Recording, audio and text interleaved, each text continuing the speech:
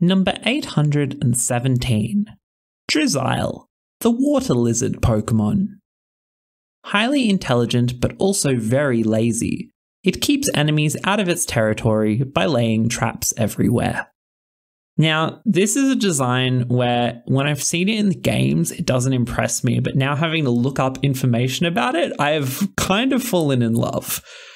I think this is incredible. Yeah? It has so much attitude. I love how it's meant to be like really emo looking, but then it's also got these ridiculous green gloves. Yeah, it does have matching mittens and socks, huh? It's like it went to leave the house and his mum was like, "You're gonna get cold, put these on." What are you thinking for this one, Ange? I love its hands and feet. It's very clearly based on a chameleon's hands and feet. Or, well, I think they're just all feet. But my main thought when I look at Drizzile is that this is a very damp teenager. You know, it's the middle evolution of that line.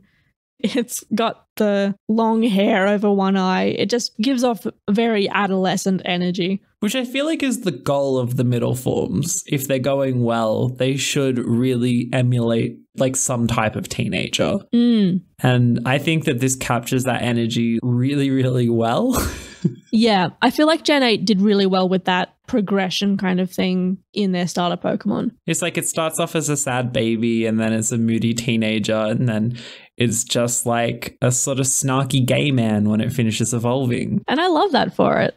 My phrase for this Pokemon is depth perception. So part of the point of this line of Pokemon is that they're kind of like expert snipers. Like they're really good at shooting things with water and then later like bullets made of water. And I just think Drizzile could progress a little bit quicker if it uncovered both eyes while it's practicing shooting.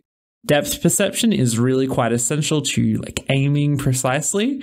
And I think it might be holding itself back with that haircut. It looks fantastic. Don't get me wrong, but maybe just like put it back while you're battling. And then when you're out of battle, you can put it back over. Yeah. Just a bit of advice for Drizzile. I think it works it out once it becomes an Inteleon. Yeah, I think at the stage that Drizzile's at right now, it's not ready to hear your advice and actually take that on. But when it grows up a little bit. But like I'll tell it now and then it'll think back on it later and realize that I was probably right. And go like, oh, Sammy was right all along.